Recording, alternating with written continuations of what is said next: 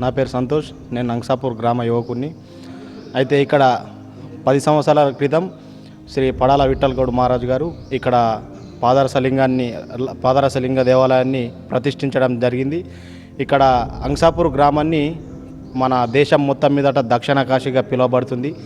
ఇక్కడ ఈ పాదరసలింగం 10 సంవత్సరాల క్రితం ఇక్కడికి 469 కేజీల పాదరసలింగాన్ని శ్రీ పడాల విఠల్ గౌడ్ మహారాజ్ గారు తీసుకురావడం జరిగింది.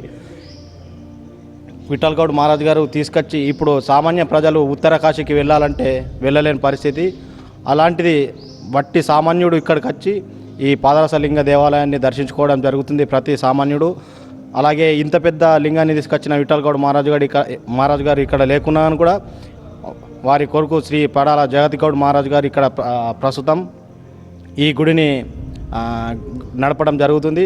అలాగే ప్రతి వారం ఇక్కడ ఎంతోమంది ఇక్కడ నుంచి చుట్టుపక్కల గ్రామాల నుంచే కాకుండా రాష్ట్ర నలుమూలల నుండి అలాగే వేరే రాష్ట్రం నుండి కూడా మహారాష్ట్ర, గుజరాత్ లాంటి వేరే రాష్ట్రాల నుంచి కూడా ఇక్కడికి భక్తులు అనేక మంది రావడం జరుగుతుంది. ప్రతిరోజు ప్రతి వారం ఎప్పుడు టూరిస్టులాగా ప్రతి వారం ఇక్కడికి ఎంతోమంది రావడం జరుగుతుంది, పోవడం జరుగుతుంది. ఈ లింగాన్ని దర్శించుకుంటే ఎంతో మంచి పుణ్యాలు కలుగుతాయని చెప్పేసి మా అంగసాపూర్ గ్రామస్తులందరి యొక్క నమ్మకము. ఈ నమ్మకాన్ని వమ్ము చేయకుండా అందరూ ఇక్కడ అందరికీ పాదరసలింగం ఇక్కడ అందరికీ మంచి చేయడం జరుగుతుంది అంగసాపూర్ గ్రామాన్ని. అలాగే ఇక్కడ ఈ విగ్రహాన్ని ప్రతిష్ఠించినటువంటి విఠల్ గౌడ్ మహారాజ్ గారు ఇక్కడ లేకున్నా కూడా ఆ విఠల్ గౌడ్ మహారాజ్ గారి విగ్రహాన్ని మేము ఇక్కడ ప్రతిష్ఠించుకొని మహారాజును కూడా మేము కొలవడం జరుగుతుంది. అతన్ని కూడా మేము దేవుళ్ళ భావించి మేము కూడా మొక్కడం జరుగుతుంది.